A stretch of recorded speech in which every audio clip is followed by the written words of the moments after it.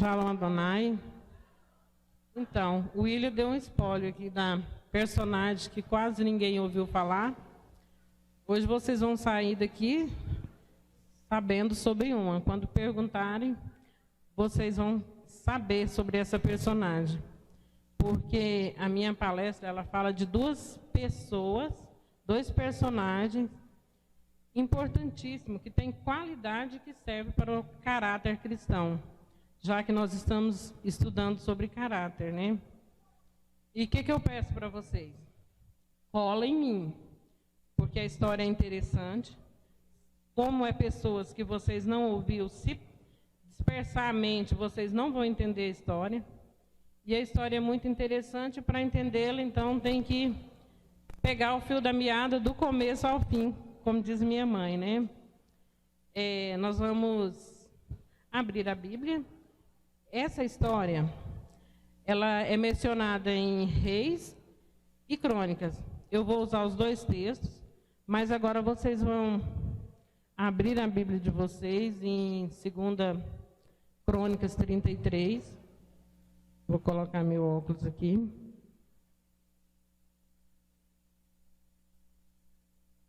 A primeira é o rei Josias. E para entender a história do rei Josias, a gente vai anteceder um pouco, falar de dois reis anterior a ele, para a gente entender por que o reinado dele foi tão importante.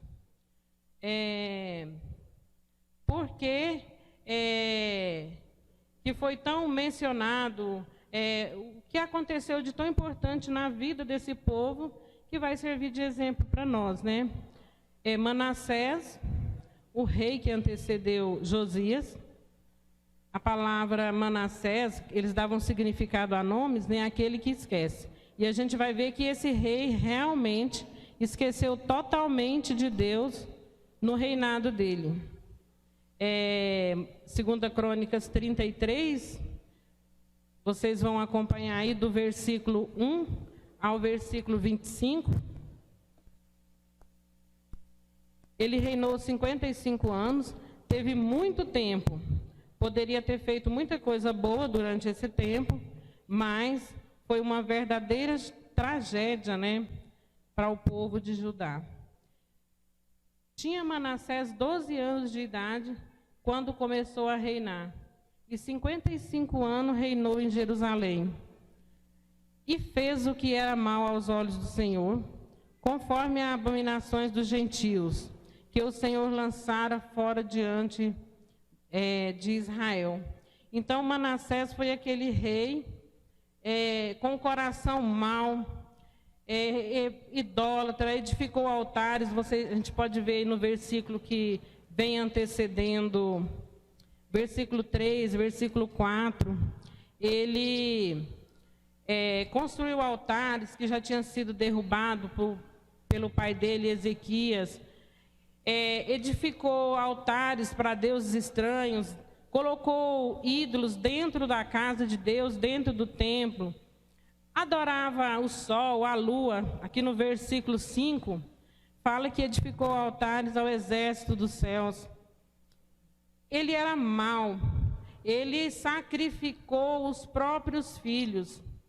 Tinha o deus Moloque, né, que o jeito que ele ficava era com as mãos assim, e jogava fogo, e vinha e fritava a criança ali, colocava a criança ali para ser fritada mesmo. O crime dele, como acho que o evangelista Alex estava falando na classificação aí, era hediondo, com meios cruéis, sem defesa para a vítima, se a gente fosse dizer, né? E ele sacrificava inocentes. Ele pegou Isaías, o profeta Isaías, e cerrou ao meio. Aí vocês pensam assim, não, cerrou. Ele gostava que sentia dor, né? Ele cerrou de baixo para cima, porque se cerrasse na cabeça, ia morrer logo e não sentia dor, né? Ele gostava de ver o sofrimento ali. E todos os dias ali em Jerusalém sacrificava pessoas a mando de Manassés. Além das imagens de escultura, onde o Senhor tinha dito. A gente vê no versículo 7 que ele era idólatra, assim, contra Deus. No versículo 7 fala que também pôs imagem de escultura de ídolo que tinha feito na casa de Deus, da qual Deus tinha falado a Davi e a Salomão, seu filho. Nessa casa em Jerusalém, que escolhi todos os atos de Israel, porei o meu nome para sempre. O reinado de Manassés foi um reinado sanguinário, sangrento. E aí a gente vai continuando nesse capítulo, vendo que Manassés ele levou o povo de Israel, de Judá e Jerusalém a pecar, a errar. No versículo 9 fala que Manassés tanto fez errar Judá e os moradores de Jerusalém, que fizeram pior que as nações pagãs. Quando nós levamos alguém ao erro, há um grande peso sobre isso. Fazer o outro errar é problema. No versículo 10 fala que e falou o Senhor a Manassés e ao seu povo, porém ele não deu ouvidos. Manassés foi avisado, e a gente pensa, nossa, esse cara fica aí 55 anos, fazendo, e nada acontece, Deus permite. Às vezes a gente tem umas perguntas desse nível aí, Deus avisou Manassés várias vezes, tanto que Isaías foi cerrado, porque ele não queria ouvir. E Deus, ele dá aviso, Quantas pessoas aqui que está nesse seminário já ouviu Deus falar com você? Quanta coisa você poderia mudar dentro do que foi falado aqui, através da palavra de Deus, que você pensou assim, não, isso aí eu faço de errado, eu podia mudar. Até em textos mesmo, em palavras que às vezes você cansou de ouvir. Já ouvi a história de José, já ouvi falar de Caim. Mas dentro daquela palavra que você ouve, Deus te avisa. E Deus avisou Manassés. Tem em você a sua consciência, tem o Espírito Santo de Deus que tenta te alertar que você está fazendo as coisas erradas. Não foi por falta de aviso. Deus avisou Manassés várias vezes. E Manassés continuou fazendo. O que acontece quando a gente é avisado? Quando Deus avisa e Ele ama, Ele corrige. Manassés foi corrigido. A gente vê aqui no versículo 11, que Manassés foi levado igual um animal, amarrado, porque chegou um ponto que não tinha como mais, e ele foi levado, e nesse momento a gente vê que no versículo 2, ele ficou angustiado, e ele lembrou de tudo que ele tinha ouvido. Ele se angustiou, orou deveras ao Senhor seu Deus e humilhou perante Deus, o Deus de seus pais. Aí ele lembrou que Deus de Ezequias lá poderia livrar ele daquele cativeiro. Ele foi levado para a Babilônia. Manassés esperou ser corrigido. Nós não podemos esperar ser corrigido pelo Senhor. Quando a palavra de Deus nos avisa, quando nós sentimos que Deus está falando com a gente, em um culto que nós vamos, a gente tem que parar e refletir e mudar de atitude. Não esperar chegar, não esperar seu casamento chegar às vias de fato, não esperar a sua família se desandar, não esperar seu trabalho, você até ser demitido, vai fazendo a coisa errada, vai fazendo, de repente você é demitido porque não fez a coisa certa. E Deus permite que você seja demitido, permite que seu casamento chegue às vias de fato, para que você veja que Ele é Deus, que Ele te avisou e que você precisa de correção. E Manassés, a Bíblia diz, que ele orou, que ele arrependeu de verdade e o Senhor perdoou. E às vezes a gente fica até pensando, meu Deus, esse homem faz tanta coisa e Deus perdoa. Versículo 13 fala, e ele fez uma oração, e Deus se aplacou para ele, e ouviu a sua súplica, e tornou a trazê-lo a Jerusalém, o seu reino. Então conheceu Manassés, que o Senhor era Deus. não existe fundo do poço, né, onde o amor de Deus não alcança. Manassés, mesmo fazendo tudo errado, o amor de Deus foi tão grande na vida dele que alcançou, que trouxe ele de volta. Em Romanos 5:20 fala que onde superabundou o pecado, graça superabundou. E a gente pergunta, mas será que ele arrependeu mesmo? Porque, meu Deus, um cara que faz tanta coisa não tem condições, né, de arrepender e ficar desse jeito, né? Eu estive conversando com o pastor sobre o arrependimento de Manassés, e ele falou sim, foi verdadeiro, porque Deus não pode ser enganado. Então, quando há o arrependimento verdadeiro, né, há o perdão de Deus.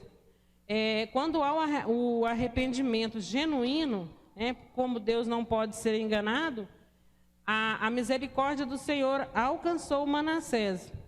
No versículo 14, fala que ele, com o perdão, ele resolveu fazer com que o povo de Deus deixasse de adorar ídolos, mas a gente vê que ele não tirou todos os ídolos, né?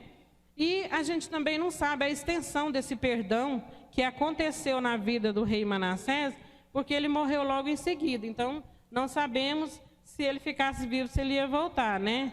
É tipo aquela pessoa muito custosa, que aceita Jesus, você tem que matar, brincando, matar logo para ir para o céu, né? Não. Manassés aconteceu isso, né? Ele se arrependeu e a gente não sabe a extensão desse perdão, porque logo ele morreu em seguida. E aí, reinou em seu lugar o seu filho Amon. Mas aí a gente vê que no versículo 21, tinha Amon 22 anos de idade quando começou a reinar, e 2 anos reinou em Jerusalém. No 22 fala, e fez o que era mal aos olhos do Senhor. Então, o Amon reinou 2 anos e fez muito pior. E eu disse que tão pior porque ele não se arrependeu, né? Ele não se humilhou.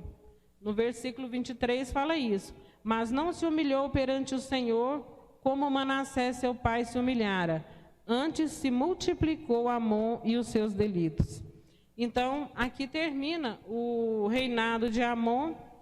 E ele foi tão difícil que sua família ali, seus súditos, conspiraram contra ele e o matou.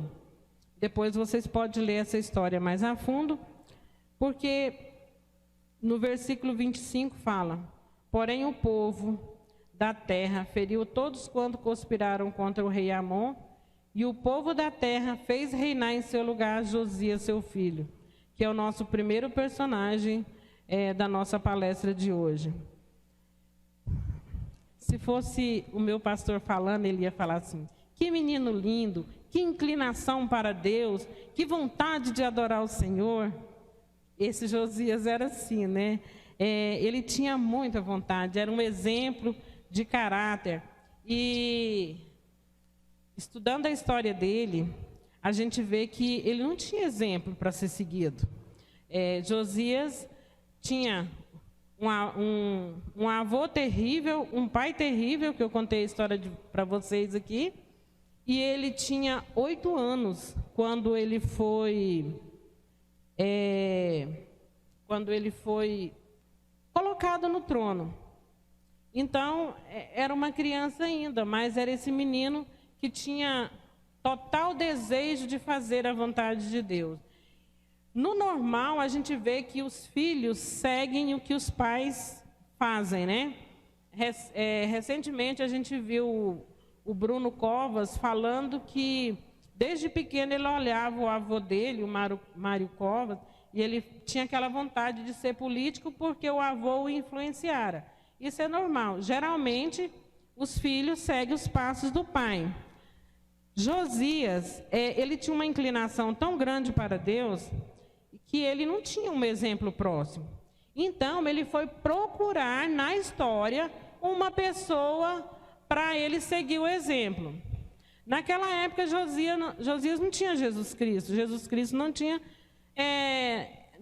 nascido ainda. Então, que é nosso modelo atual hoje, né? Nós seguimos Jesus é nosso exemplo, como diz lá em Hebreus 2, né? Olhando para Cristo, autor e consumador.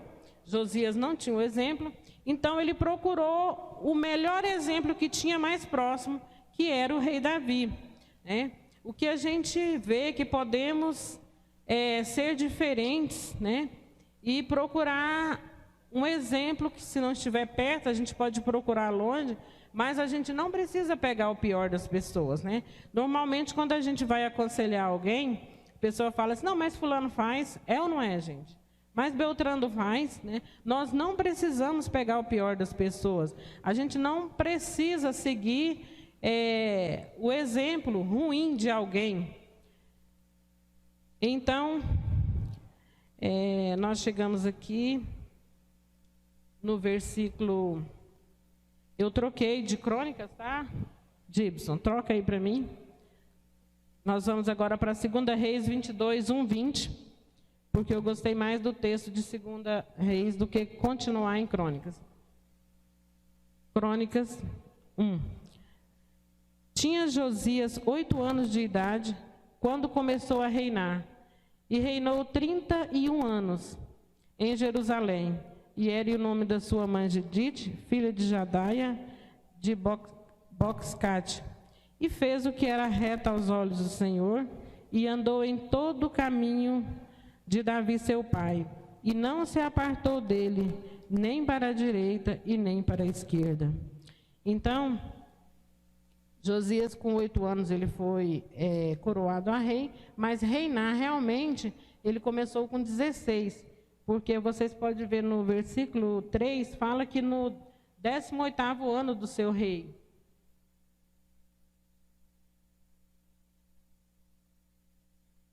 No 18º ano, então ele tinha 16 anos.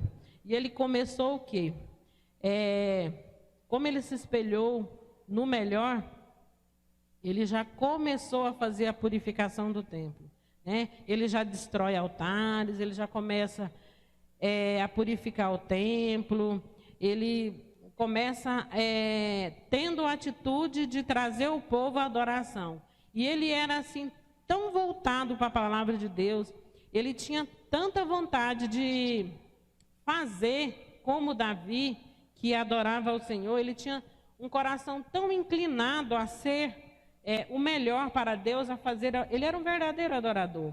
Ele chegava nos sepulcros onde tinha os cadáveres do sacerdote que sacrificava nos altares ao Deus estranho, ele ia lá e exumava, né, e tirava do solo sagrado. Então ele foi purificando, ele foi fazendo, e ele viu que o templo, né, estava em ruínas e que precisava ser arrumado e que a coisa precisava ser mudada. No versículo 4 aqui fala que sobe Ilquias, o sumo sacerdote, para que tome dinheiro que trouxe da casa do Senhor, o qual os guardas dos umbrais ajuntaram para o povo. Então ele começa aquela reforma de pedreiro mesmo, de ajeitar a casa do Senhor, que estava arruinada, e começou a organizar tudo, e começou a colocar as coisas nos lugares, né? E o sacerdote Ilquias, quando começou a fazer essa reforma, que inclusive o pai dele o avô dele tinha começado a juntar o dinheiro quando se arrependeu, ele encontrou o livro da lei. Isso eu estou lendo rápido, né? Versículo 8. Então disse o sumo sacerdote Ilquias, o escrivão Safã: achei o livro da lei do Senhor. E Ilquias leu o livro a Safã, e ele deu o livro a Safã, e ele leu ao rei. Então, ele levou esse livro lá, que estava perdido, e leu para o rei Josias.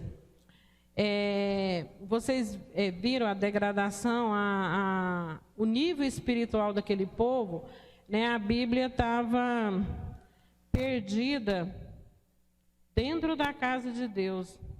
E essa parte que estava perdida, era a parte que o Uquias achou, era a parte de Deuteronômio.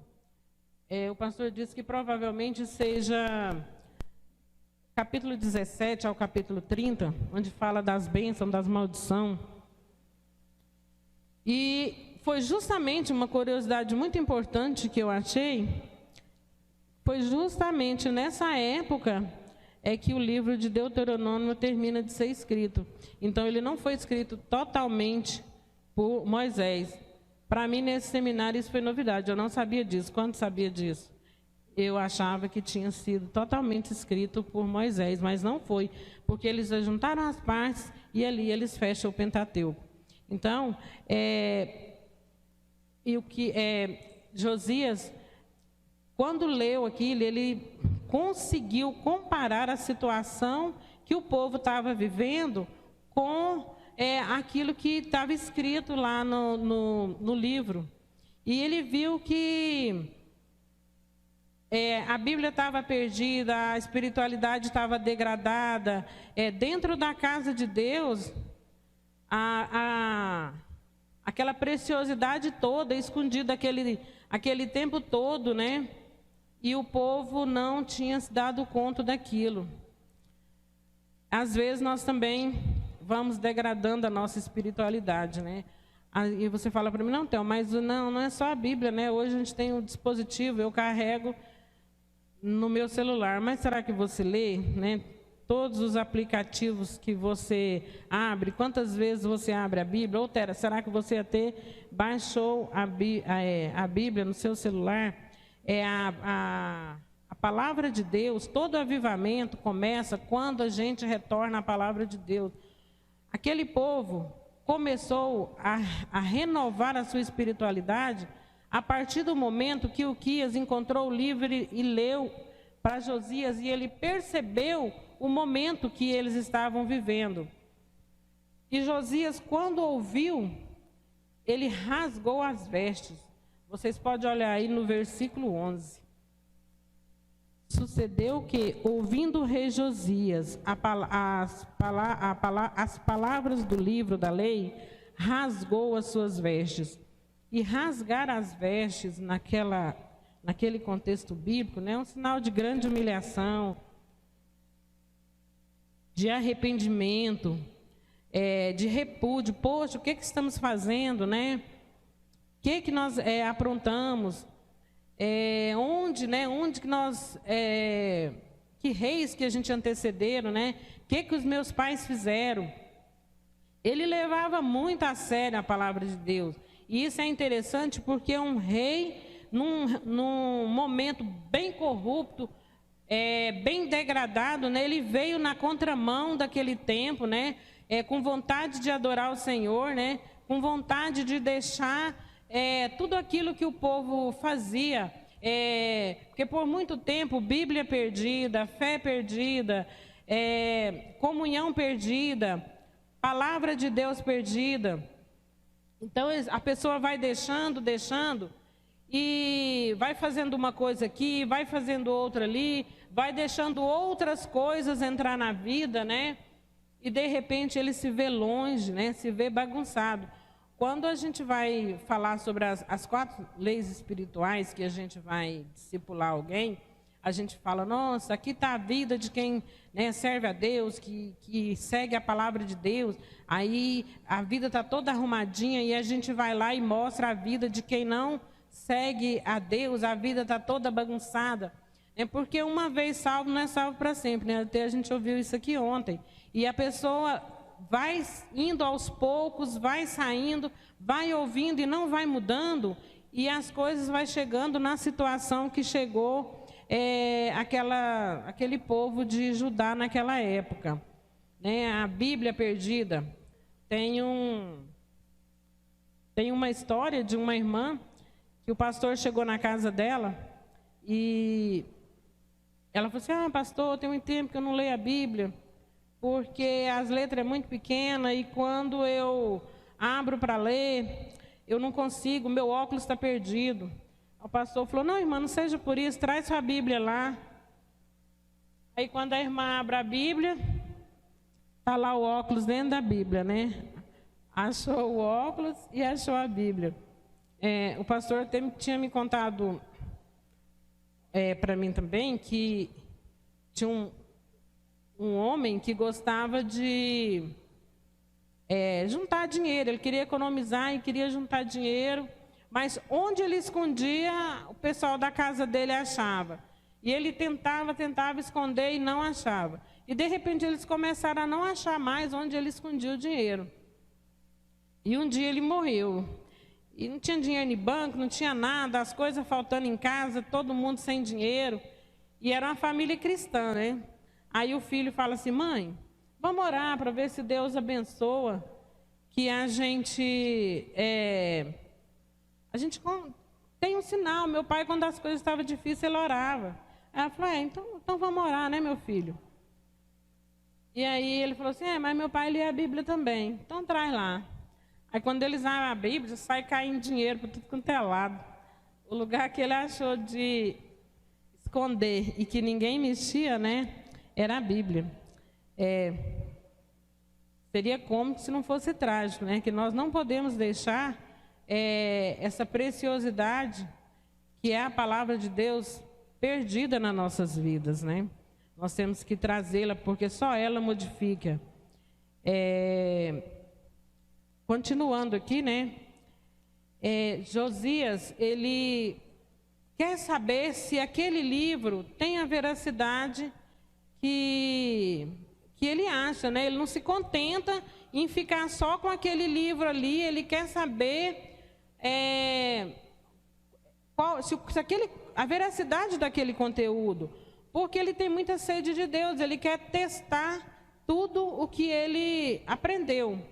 Então, a gente vê aqui no versículo 13, ide e consultai ao Senhor por mim e pelo povo a Judá. Isso ele disse para o sacerdote Ilquias.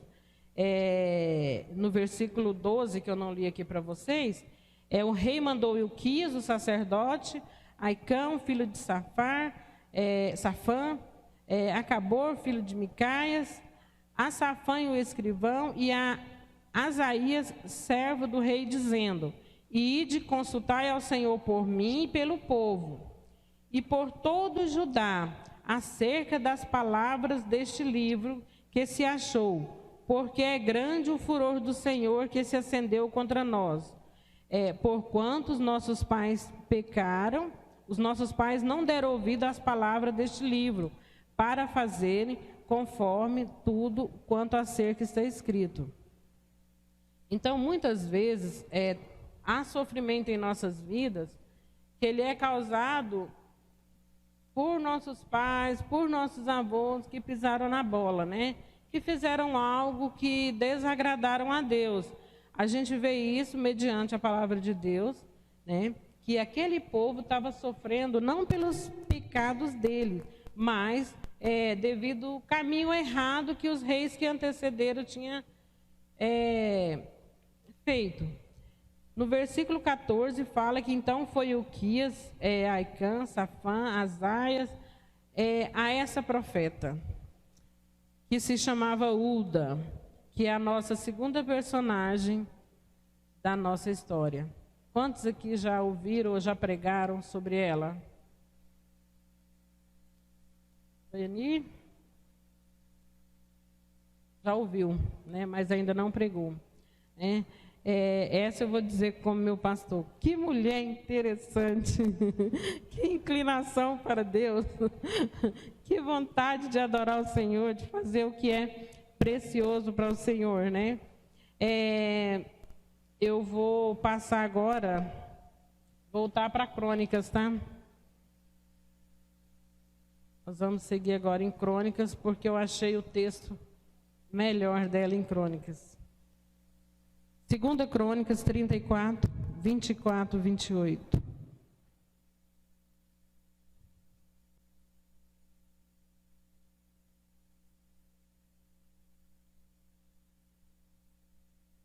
Então Ilquias e o enviado do rei foram ter com a profetisa Ulda, mulher de Salum, filho de Tocate, filho de Aras, guarda das vestimentas, e habitava ela em Jerusalém, na segunda parte.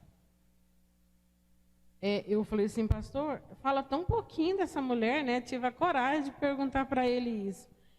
Ele falou, Theo, a Bíblia foi escrita há mais de 2000 anos. Levou mais de 1.600 anos para ser escrito. Deus escolheu cada capítulo.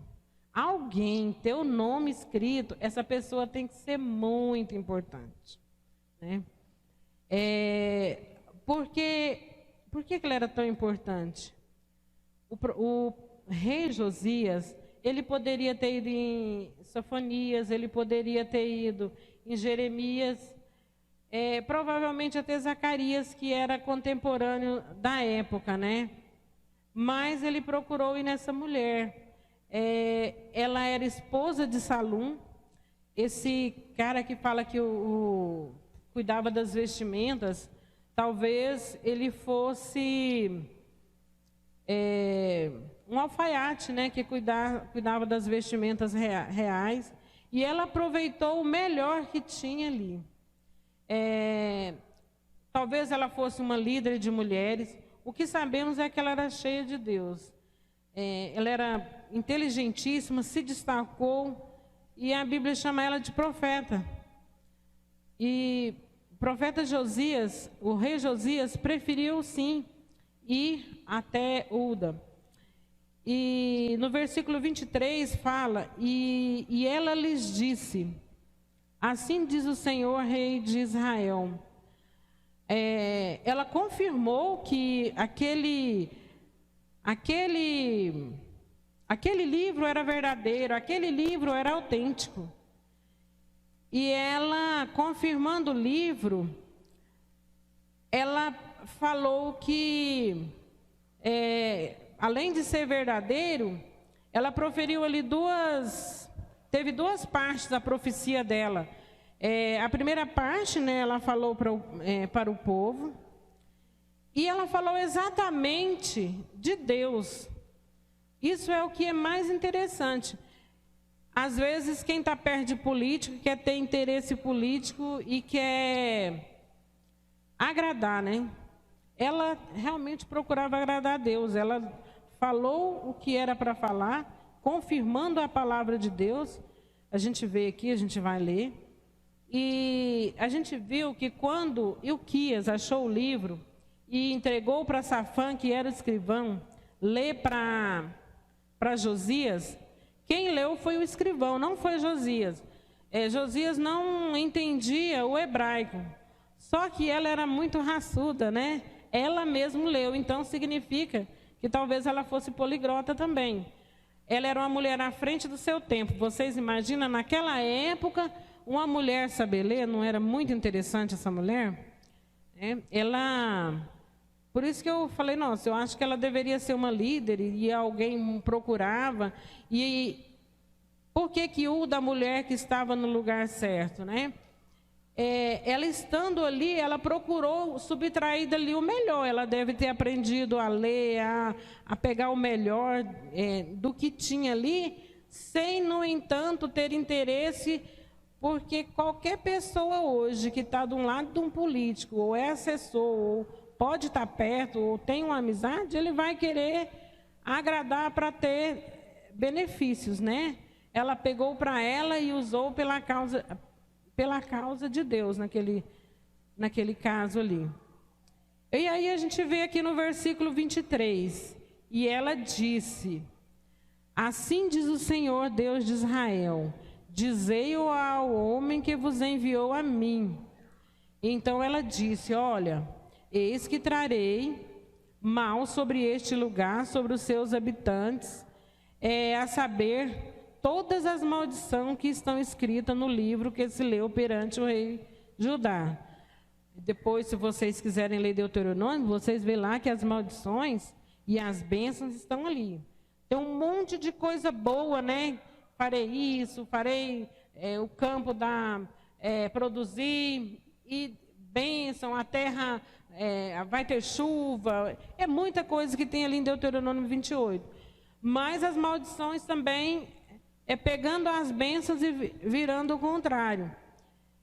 No versículo 25, ela fala o motivo, né?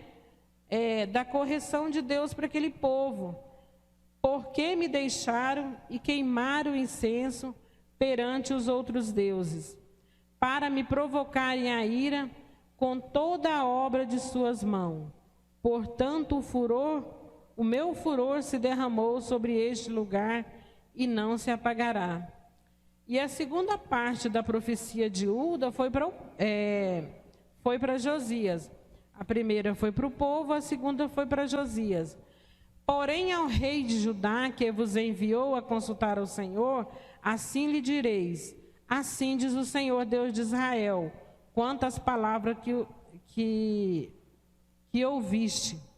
Como teu coração se enterneceu e te humilhaste, tão interessante que ninguém contou, mas a gente já viu aqui que o rei Josias, quando ouviu, ele rasgou as vestes, ele se derramou perante Deus, né?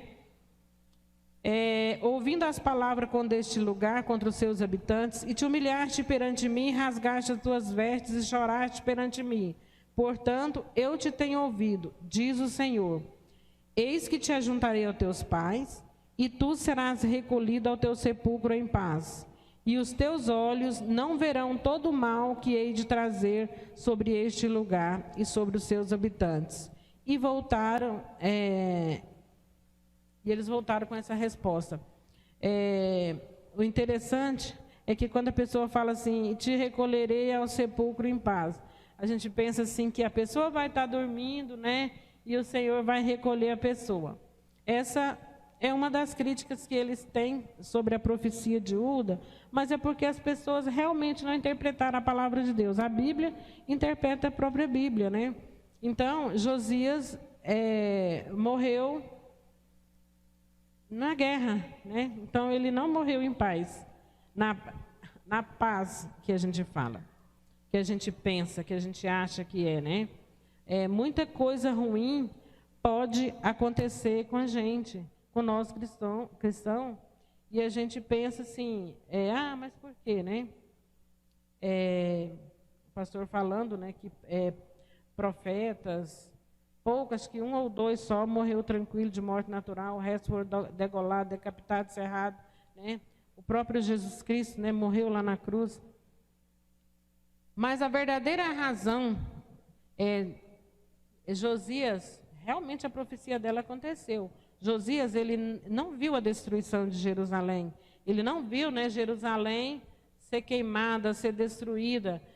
Que o que ela falou, que a punição ia ser adiada.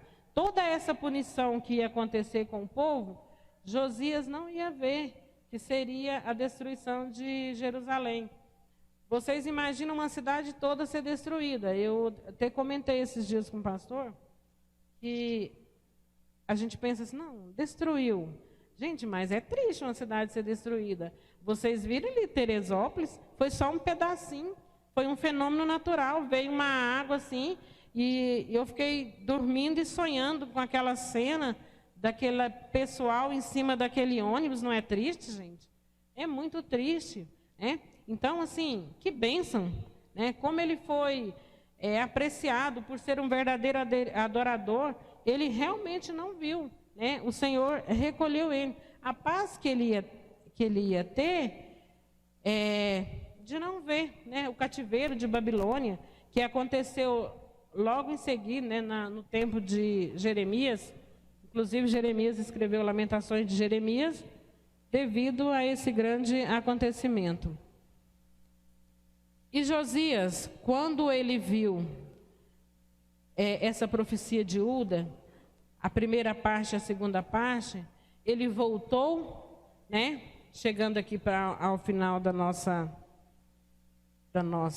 palestra, ele voltou, convocou todo o povo e leu o livro, né? É interessante que ele era muito cuidadoso, né? Parece com alguém que a gente conhece, com a palavra de Deus, minuciosamente. depois de comprovar a autenticidade daquele livro que foi encontrado, ele convocou o povo, né, todos os moradores, né, e chamou o povo, né, para adorar o Senhor, terminou de derrubar os ídolos.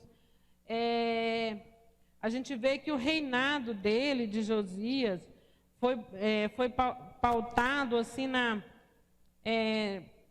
destruir os ídolos, né, reconstruir o templo e achar o livro da lei.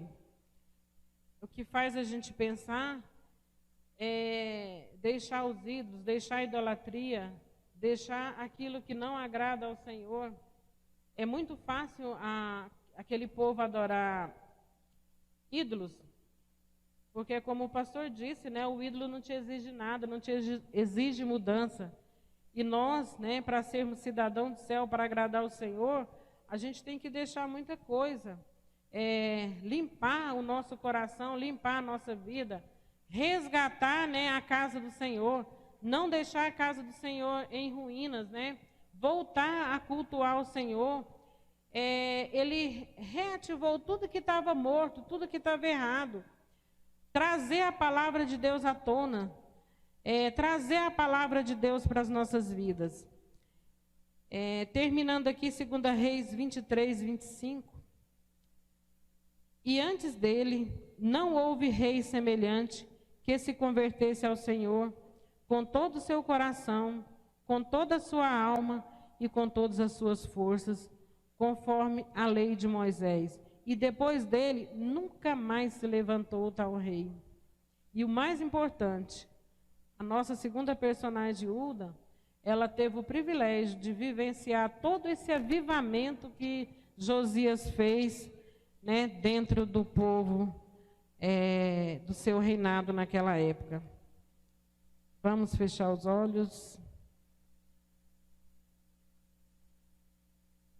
Senhor, nós te louvamos por esse exemplo de vida que temos, por a tua palavra, Senhor, falar aos nossos corações, que o Senhor vai tirando das nossas vidas tudo aquilo que não agrada ao Senhor, que possamos, ó Deus, voltar a ter o desejo de servir com alegria, que possamos, ó Deus, trazer a sua palavra para dentro do nosso coração, guardá-la, Senhor, para que nós possamos não pecar contra ti, não entristecer o teu espírito e sermos, ó Deus, um verdadeiro adorador, que possamos, ó Deus, tirar tudo aquilo que não te agrada, que possamos voltar a viver, Senhor, adorando ao Senhor, louvando ao Senhor, fazendo, ó Deus, exaltar o teu nome como único e verdadeiro Deus, que o Senhor possa ser Senhor das nossas vidas, reconhecendo, ó Deus, o teu senhorio.